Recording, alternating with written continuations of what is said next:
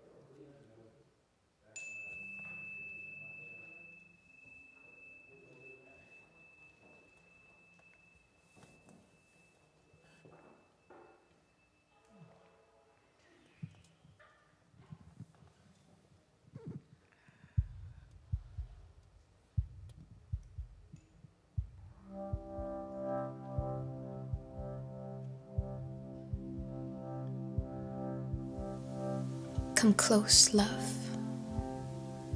There's something that I want to take a look at together. Are you in a place where you can hear me?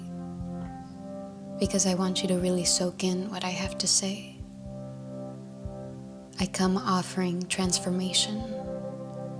I come full of love. And I so deeply want you to experience for yourself what is so often only talked about or imagined. My full presence to all things. My part in your being and your part in my being.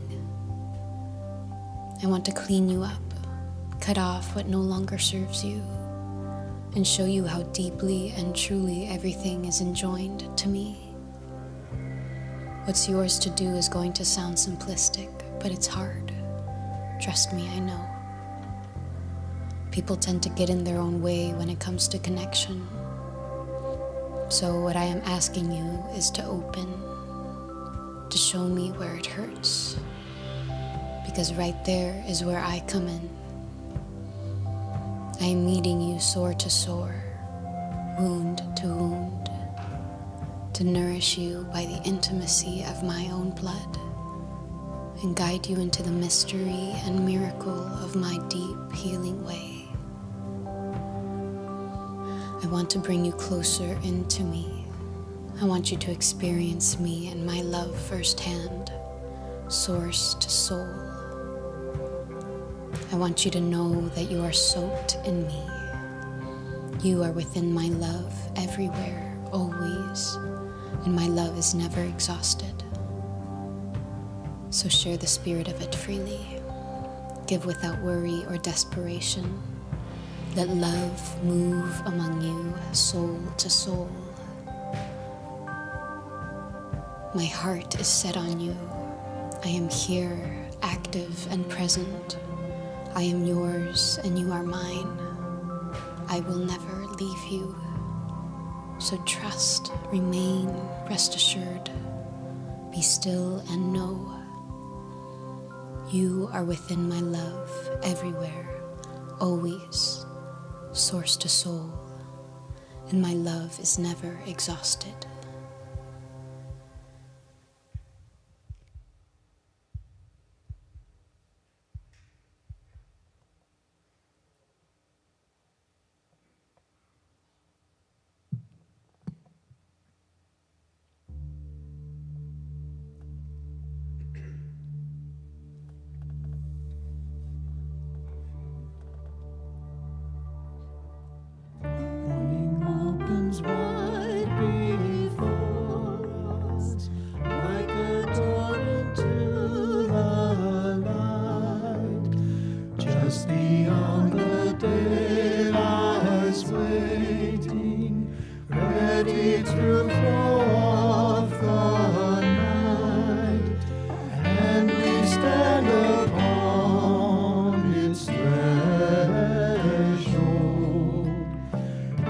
to turn and take its flight.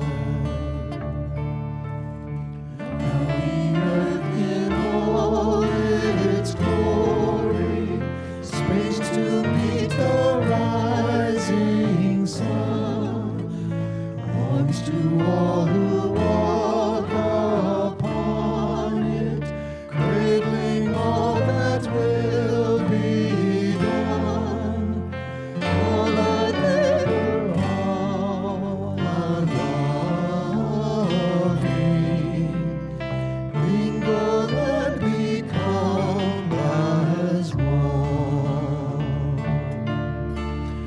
We receive God's graceful moment while the day is fresh and still.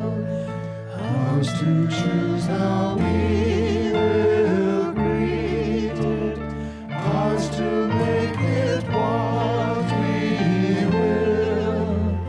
Here is given perfect freedom, every hope in love to fulfill. As we take the first steps together, passing through the door of the day, may the love of Christ the Creator give us peace in all that we say, heart for all that lies before us, grace to guide us on our way.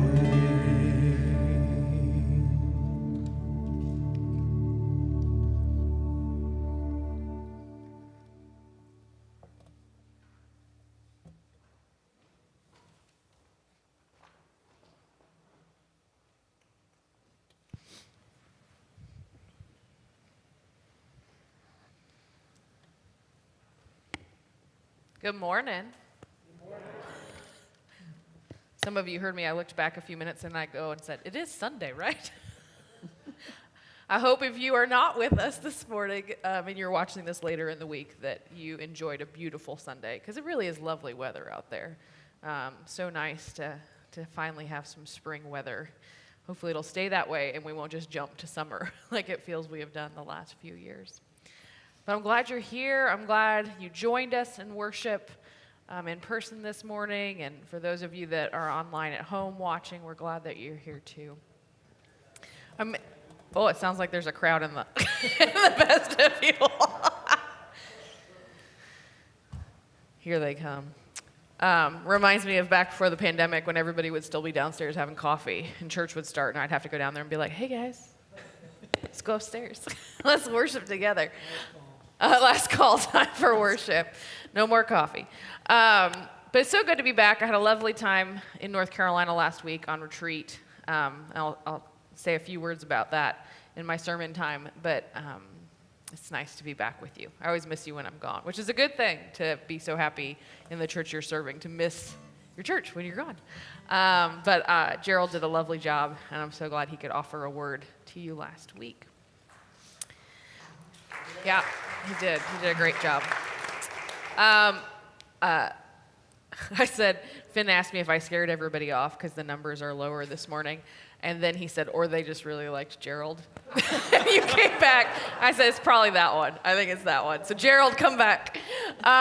We are starting a new sermon series today that will, 5 weeks through the month of May, called An Unfolding Community. And it's a little different. You'll catch on that there's like 2 sentences, a big statement that we're making through this month. And each week we will unfold another piece of that statement. And so that's why these boards are up here. And so today our focus is on in the Spirit-led community. So listen for that. Think about that. What does it look like to be a Spirit-led community? Reflect on that in the music and in the prayers and in the scriptures. What do you hear? What do you notice? What do you feel? And most importantly, are you open to the Spirit in this time? as we are gathered together to worship. That idea of spirit-led community enters into how I invite you to worship. The lyrics you'll see on our songs are there because we're copyrighted. That's the words we have to put up there. Sometimes you might see a word that doesn't fit with where your spirituality is. And in that case, we invite you to substitute words that are more meaningful to you. There's one, like our final song today is a good example, Build Your Kingdom. Kingdom isn't exactly a term that resonates real deeply with where we are spiritually. And a lot of us substitute the word kingdom because that more reflects our community, our connectedness to each other. So I invite you to substitute words like that and to follow that Spirit's leading in that and get in touch with what words are meaningful to you, what expresses your own theology where you are. I invite you also, there's a song that is, I think, fairly new to you. It was fairly new to the band. It's, which one is it? It's Ancient Words. I think it's been done before, but it might have been done as a special. So just join in with that as you feel led. You'll get the hang of it as we go on, I think, pretty quickly. I was going to say with the words, I just read a Jean Cocteau quote the other day about poets. He said, poets don't draw, they untie words and then retie them together differently. So when you're seeing the words that don't fit with where you are, untie them and retie them together differently.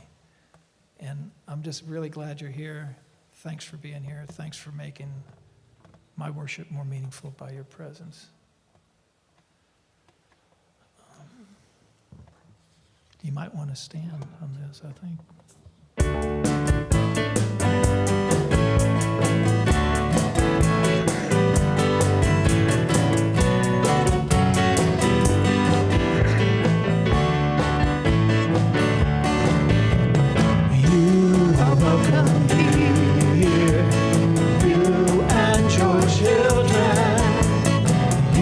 And your children's children, oh yes, you are welcome. You are welcome here. You and your children, you and your children's children, yes, you are welcome here. Blessings be upon you, blessings flow within you. Blessings ripple out from your amazing love. I welcome you and your children, you and your children's children. You are welcome here. Blessings be upon you, blessings flow within you. Blessings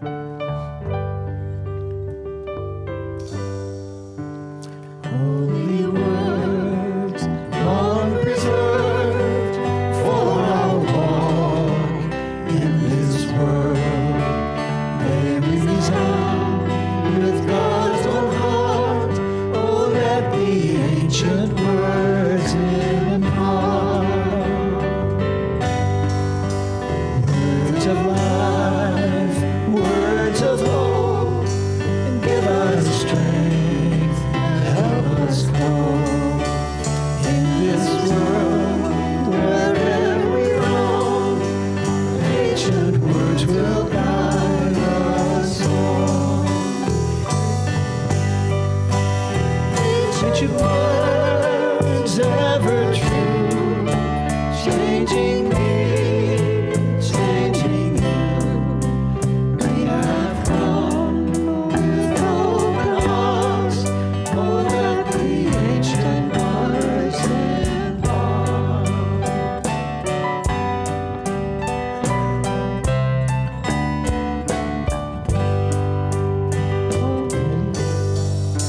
Holy words of our faith, handed down to this age, came to us through sacrifice. Oh, heed the faithful words of Christ. Holy words, long preserved for our walk in this world, they resound with God's own heart. Oh, let the ancient words impart. Ancient words ever true, changing me, changing you. We have come with open hearts. Oh, let the ancient words impart. Ancient words ever true, changing me, changing you. We have come with open hearts. Oh, let the ancient words impart. We have come with open hearts. Oh, let the ancient words impart. Oh, let the ancient words impart.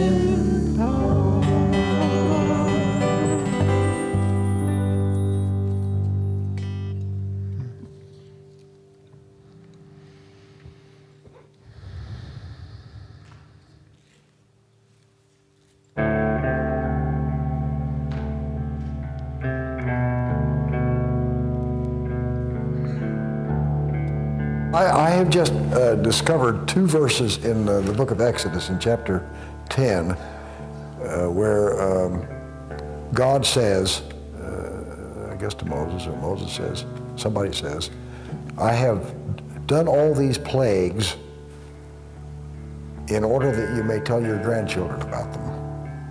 So I've been working those two verses, that the whole drama of the Exodus was enacted in order that the grandparents could have something to say to their grandchildren. So, what I want to say to grandparents like me is your vocation in life is to talk about the juice of emancipation that's been in the world since the Exodus event. And the juice of emancipation is a summons to move out from whoever is the Pharaoh of your life. And I think you can work that personally, or you can work it, systemically about Pharaoh. That Pharaoh is always the agent of certitude and absolutism and all of that. And the news is that we don't owe Pharaoh anything. That's what I think.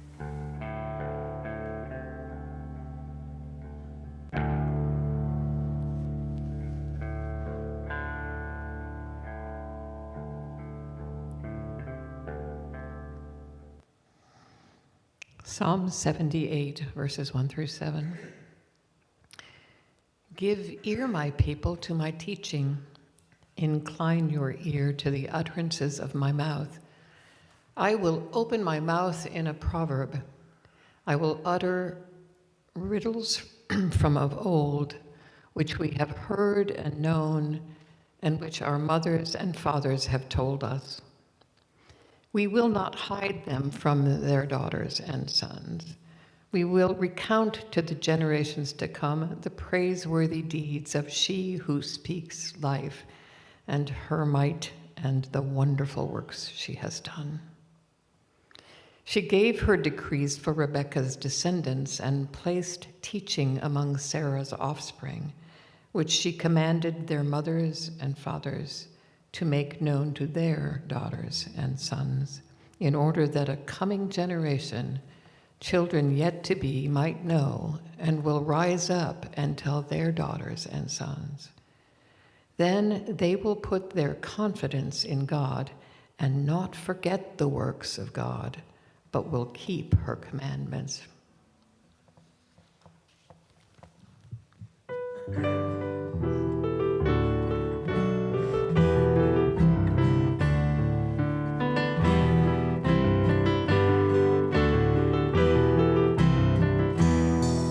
My soul cries out with a joyful shout that the God of my heart is great, and my spirit sings of the wondrous things that you bring to the ones who wait. You fixed your sight on your servant's plight, and my weakness you did not spurn. So from east to west shall my name be blessed, and the world be about to turn. My heart shall sing of the day you bring, that the fires of your justice burn. Wipe away all tears, for the dawn draws near, and the world is about to turn. Oh, I am small, my God, my all, you work great things in me, and your mercy will last from the depths of the past to the end of the age to be. Your very name puts the proud to shame, and to those who would for you yearn. It will show your might, put the strong to flight, for the world is about to turn. My heart shall sing of the day you bring, that the fires of your justice burn. Wipe away all tears, for the dawn draws near, and the world is about to turn. Halls of power to the fortress tower, not a stone will be left unstoned. Let the king beware of your justice fears, every tyrant from his throne. The hungry poor shall eat no more, for the food they can never earn. There are tables spread, every mouth be fed, for the world is about to turn. My heart shall sing of the day you bring, let the fires of your justice burn. Wipe away all tears, for the dawn draws near, and the world is about to turn. The nations rage from age to age, we remember who holds us fast. God's mercy must deliver us from the conqueror's rushing wrath. This saving word that our forebears heard is a promise just as bound. 'Tis the spear and rod can be crushed by God, who is turning the world around. My heart shall sing of the day you bring, that the fires of your justice burn. Wipe away all tears, for the dawn draws near, and the world is about to turn. My heart shall sing of the day you bring, that the fires of your justice burn. Wipe away all tears, for the dawn draws near, and the world is about to turn.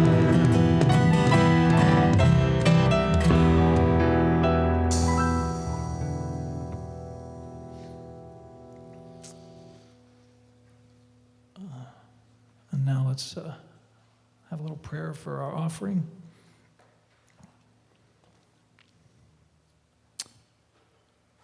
Creator, mediator, and dweller, sustainer, you invite us to share life, to share in creation.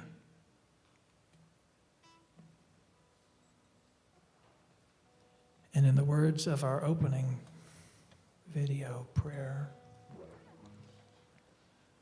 we give without worry or desperation. We share and we ask you to bless our gifts. In your precious name, amen.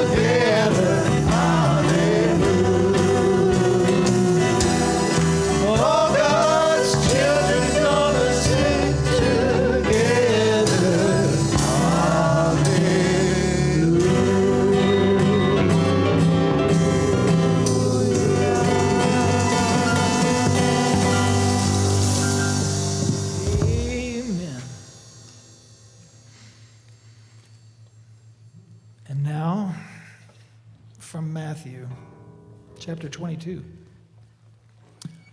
That same day that Jesus taught about taxes, some Sadducees came to him saying, "There is no resurrection." And they questioned him, saying, "Teacher, Moses said, if a man dies without having children, his brother shall marry the widow and raise up offspring for his brother. Now, there were 7 brothers among us. The first married, and without having offspring, leaving the woman to his brother. The same for the second, and the third to the 7th. After everything, the woman died. In the resurrection, then, for which of the 7 will she be a wife? For they all had her." Jesus answered them, "You are all wrong, because you know neither the Scriptures nor the power of God. For in the resurrection, they neither marry nor are given in marriage. Rather, they are like angels in heaven. And about the resurrection of the dead, have you all not read what was said to you by God? I am the God of Abraham, the God of Isaac, and the God of Jacob." God is a God not of the dead, but of the living. And when the crowd heard it, they were astounded at his teaching.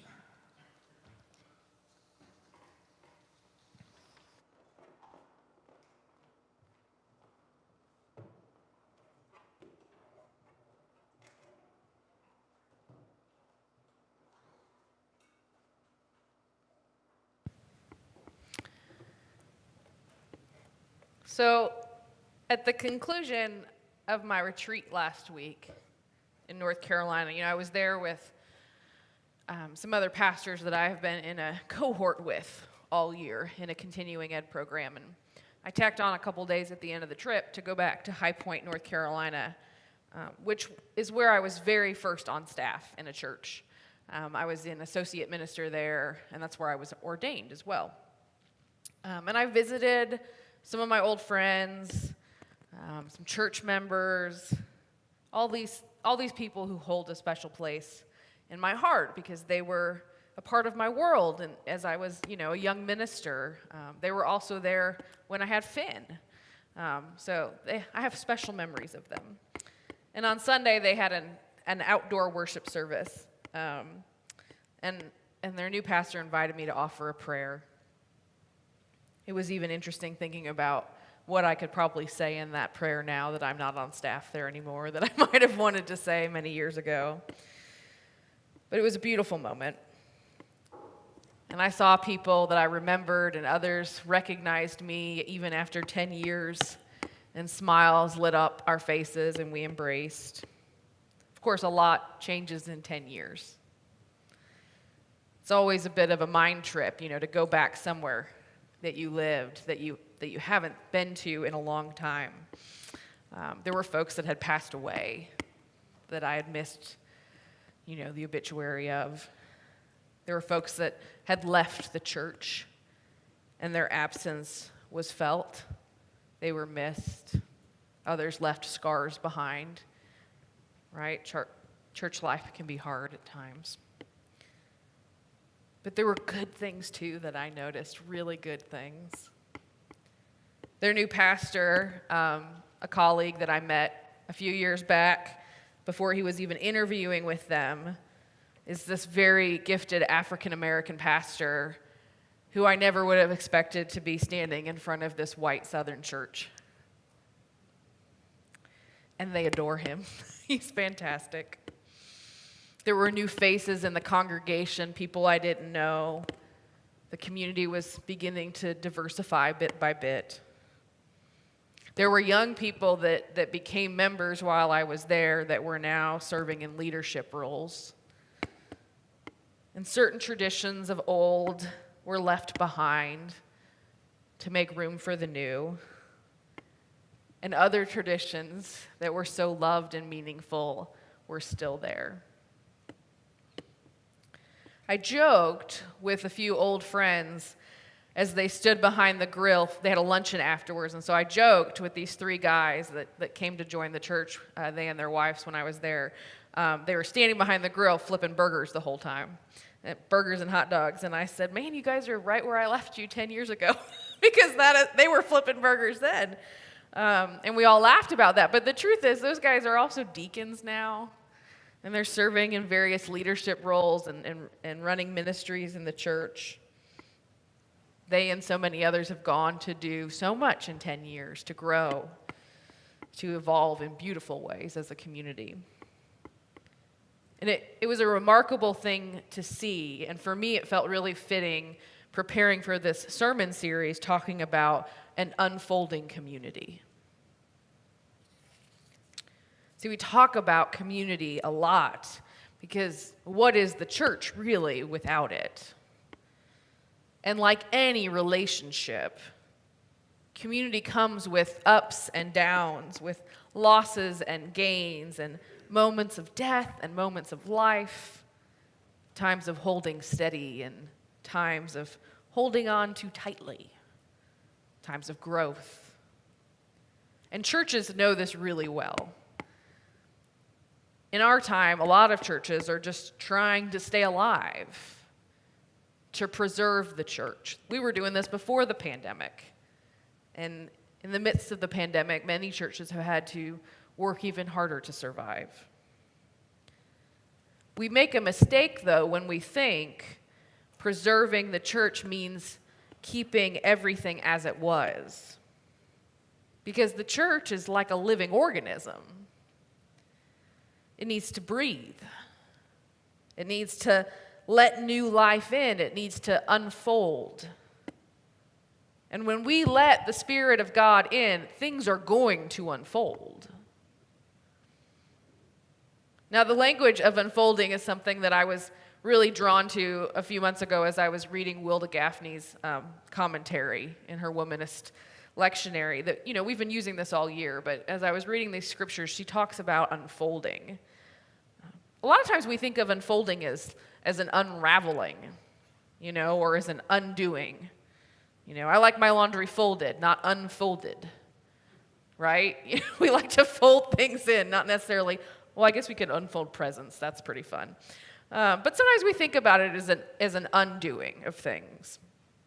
That can make us a little uneasy. It can cause some fear in us. But I want us to think about it a little differently, almost like a flower that is unfolding. And it becomes more beautiful, and it reveals its intricate design as these petals begin to unfold, right? This bud is nurtured and it unfolds into marvelous things. The church is not meant to be stagnant or to never change. We are ever growing, ever living, ever breathing. And at our best, I think that we are ever unfolding, revealing that there is more to come, more to discover, and more to live into. So over the course of these 5 Sundays, as our sermon series will unfold, it'll reveal different parts of a statement about the church. And like I said, the first one is in the Spirit-led community. Hey, Finn, will you bring my coffee that's down there below you? I don't trust myself at this point. Thanks, Finn. So I think before Easter, I had a sinus infection, and when I went to North Carolina, the pollen that was in North Carolina did not help my allergies. Just in case. This seems simple enough, right? In the Spirit-led community. Seems pretty standard. Something that we always aspire to be, to do, to live out. But what might we hear, or what did you hear in these scriptures this morning about community and about the Spirit's leading? I think Psalm 78 is kind of a fitting starting place because it recognizes the value of the community. That faith is meant to be lived out, in relationship with one another. And that its stories and its wisdom is to be passed down through the generations. I love Bergamon's language of the juice of emancipation. That sounds way more exciting than stories and wisdom. Pass down the juice of emancipation you know in your life and in the faith story to the next generations. This psalm offers this beautiful vision of a transgenerational community that already exists. It was already happening at that time within the faith community. I mean, it was passed down, it says, through Sarah and Rebekah's family line, through their offspring. And generation after generation is taught what God has done for her people.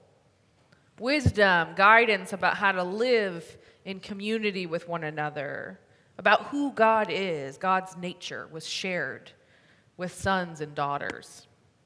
And the psalmist calls on the people to continue this practice, to not hide what is known, what has been learned, to share it. So that, quote, a coming generation, children yet to be, might know and will rise up and tell their sons and daughters.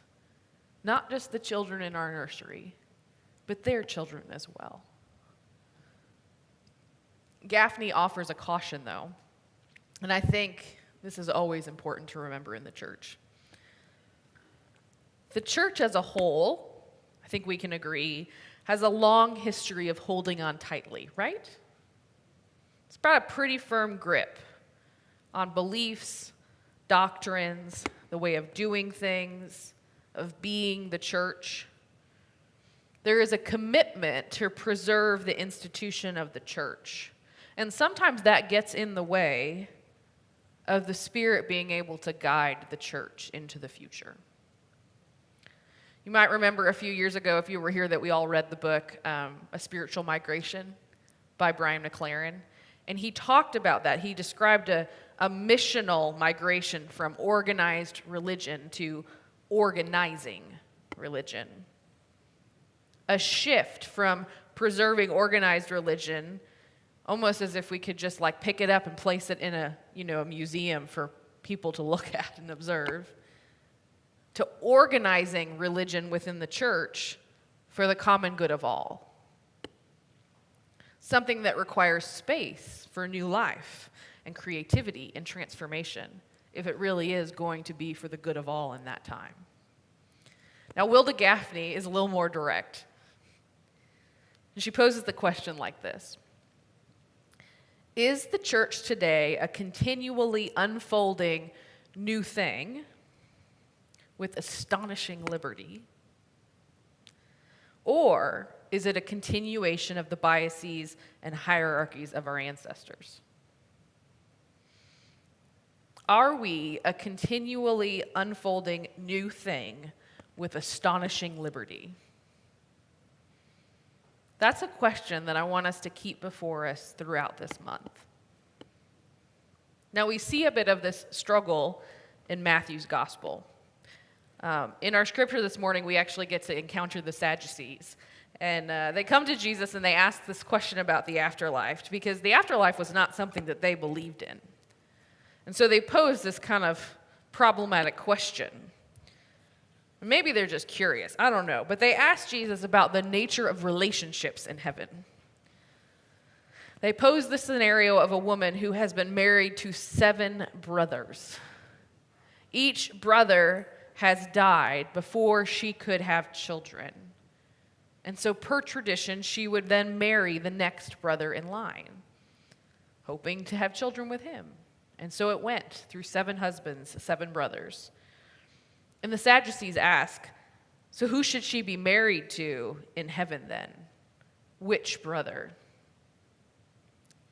Now, for most of the women probably reading this text, they're like, why are we just passive objects in this? Do we get a choice in the matter? Do we get to pick which one was best of the 7? You know, like the one that cleaned up his own laundry or cooked dinner occasionally? Like, how do we get to decide? But of course, the woman in this text is an object, right? She's already been passed on from one brother to the next. And so they wonder, well, which one of us is going to get her? So the Sadducees have done something that we might expect them to, something that we are all likely to do. They place their familiar constructs of society and culture upon others. And in this case, they are placing relational constructs of their society, of their community, of their religion on heaven. And Jesus surprises them, saying that, oh, there is no marriage in heaven. Now, I gotta say, this must have sounded like really good news to a lot of women. No longer property or objects of marriage, no longer passed from one brother to the next. They get to just live their life in heaven, apparently. It sounds pretty good to some, I'm sure. But it serves us even more, showing us how easily it can be to hold to our understandings and our beliefs and our practices, our constructs, as far-reaching, as everlasting, as right, and even the only way. This story is a fitting example of how in the church we often feel married to the ways we've always done things and to the beliefs that we hold, whether that's from 2,000 years ago, 100 years ago, or even 20 years ago. Now, this is not ever to discredit the good of the past, nor is it to say that things of the past, like tradition and beliefs and practices, cannot continue to bring goodness and life to the church in the here and now. But it does caution us to never hold on to things so tightly that the Spirit can't enter in and breathe a bit more life and newness. Are we leaving room for the church to continue to unfold?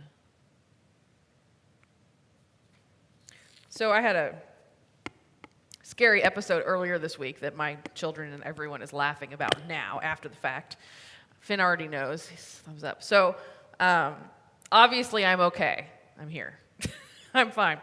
But the other day I finished up working in the office with Mary and doing some things, and I headed out to go work out. And I was sitting outside of the studio where I work out in my car. And I had raced there through rush hour, and I hadn't had any dinner, and I had something to eat in the car, and I had about 5 minutes till class started. And my stomach was grumbling, and I thought, I'm just going to eat a few bites to hold myself over through an hour workout. And I take one bite of food. And you know that feeling when it goes down and you think it's in the wrong tube? And you start to, okay, I'm just going to cough it up, right? And so I'm starting to cough it up, and I grab my water bottle, and I realize that I can't suck anything through my water bottle. And my chest starts to burn. And I'm sitting there like processing in my head, almost in slow motion, what is happening right now? And can I fix this? And I keep trying to cough, and I can't even cough. And so I quickly throw open the car of my door, and I run into the building and slam my chest. And this woman looks over and sees me and realizes what's happening and begins to slam me on the back. Later, she said, I really need to remind myself how to do the Heimlich. But it worked, and after many good hard pats, I choked up the food. And then I just sat there for a while. I don't know if you've ever choked. I've never fully choked in my life, and it's a pretty horrifying thing, and you really have to take some time to get your breath back afterwards. So I sat there trying to breathe, drinking some water, just kind of reflecting on what was going on. I needed to get air back into my lungs. That was what I needed right then. Too many of God's churches are gasping for air. They're choking on tradition and history, unwilling to breathe new air, unwilling to consider new ideas, unwilling to listen to new voices, unwilling and afraid to unfold without completely unraveling into nothing. 22 years ago, I would say, this church experienced a significant unfolding. A new thing was birthed with what Gaffney calls astonishing liberty. And there has been so much more unfolding since then. How do we continue to honor that part of our story? That freedom to unfold. Not just give thanks for it, but to continue that process. That freedom, that astonishing liberty to breathe in new life. To create room for the Spirit to freely lead us. As we grow, as new folks join us, as conditions and needs within us and around us and the community shift, will we leave room for the Spirit to do a new thing? So let's keep that question before us this month. Are we a continually unfolding new thing with astonishing liberty? Maybe the place to start is reflecting on how we respond to the question. How does it make you feel? What emotions does it bring up within you? Do you feel any fear or hesitancy? And if so, why do you think that is? What's at the root of that? What might need to happen within us so that we can continue to experience the beauty of the Spirit unfolding our community like a flower opening? What shift might need to happen in us individually, in our ministry areas, as a whole? Where might we need to open up a little and let the Spirit breathe?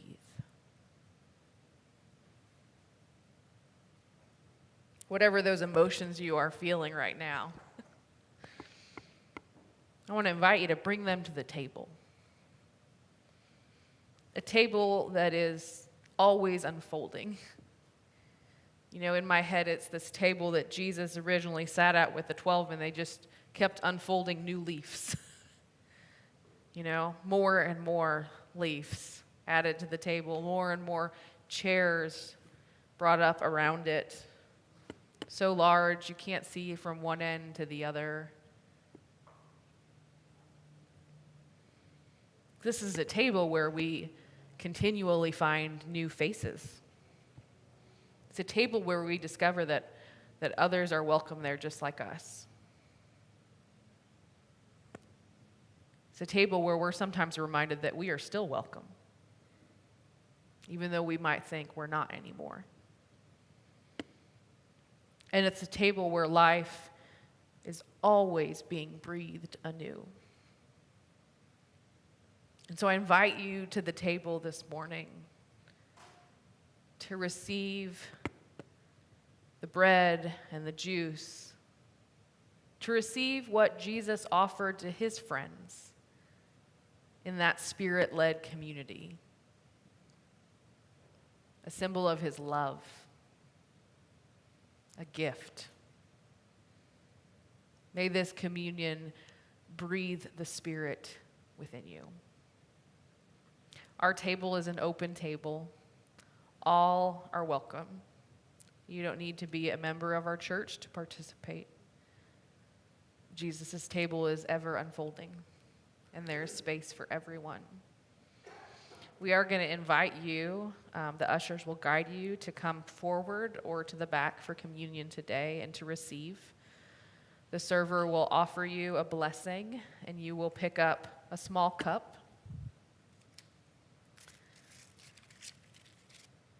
And for communion today, you have a grape and a wafer, and these are gluten-free, dairy-free, vegan. They're safe for everyone, and they're all the same.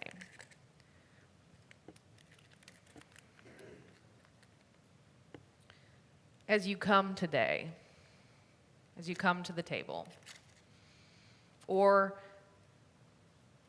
as you sit and receive, because I will bring communion to you if you don't feel able to make your way. However you receive it, imagine within your mind that you are a part of a greater table that is always unfolding, inviting more, inviting new life, welcoming in. Because at this table, we are all God's beloved. Will those who are to serve come forward or to the back, your stations?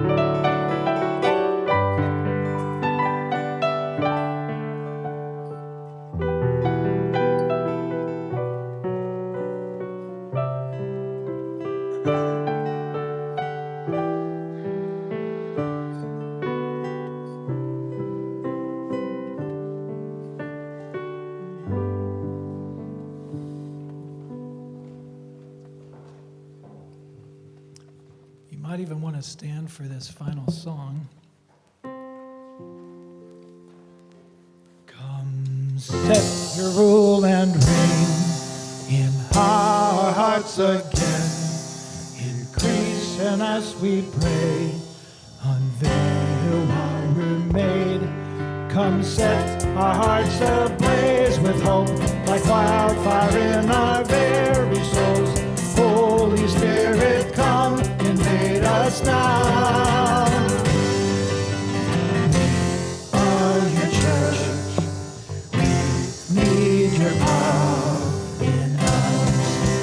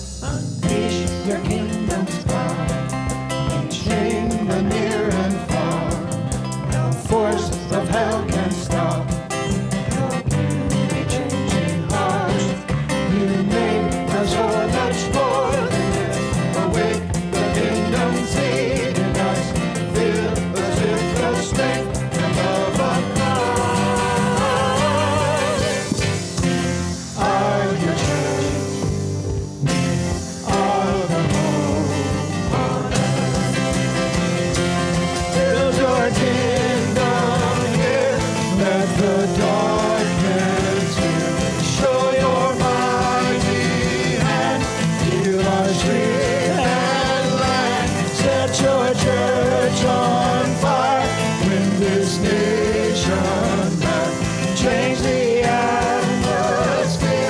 Build your kingdom here, we pray.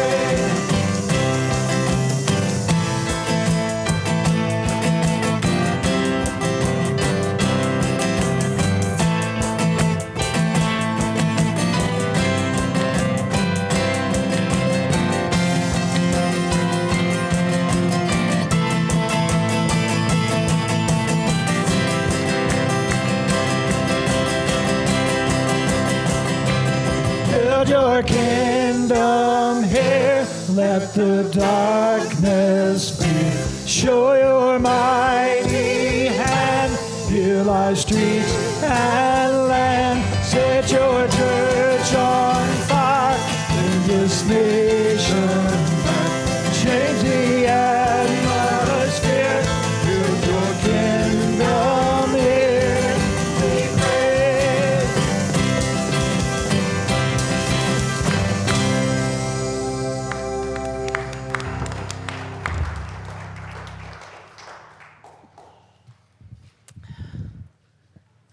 Well, if you weren't awake before, you are now. So good to be with you this morning and to worship with you. C2 is meeting downstairs after worship in the fellowship hall if you plan to attend our communication and coordination monthly meeting. Also, in the newsletter that goes out every week, you might have seen, or maybe it's coming out this week, I don't know. On May 22nd, 2-2, we are having a potluck after church. We're hoping that we can sit outside and eat.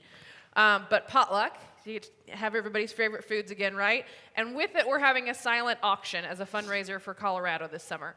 I already have confirmed that Mr. Rob Hayden will donate some art, which is very exciting.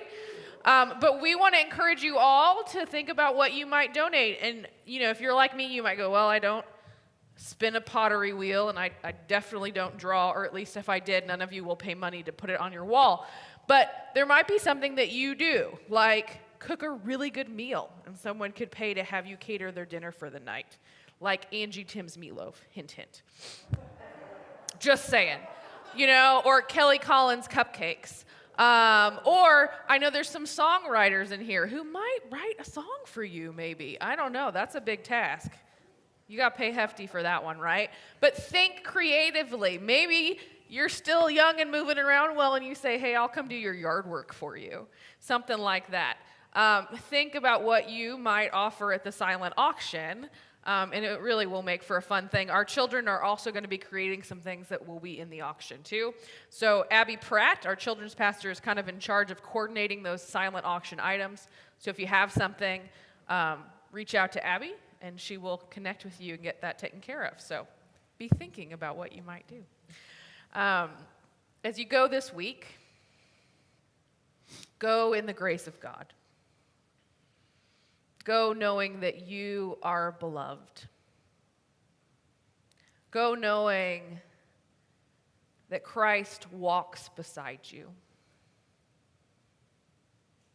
Go knowing that the Spirit is moving within you. Go this week in peace, knowing that you are not alone,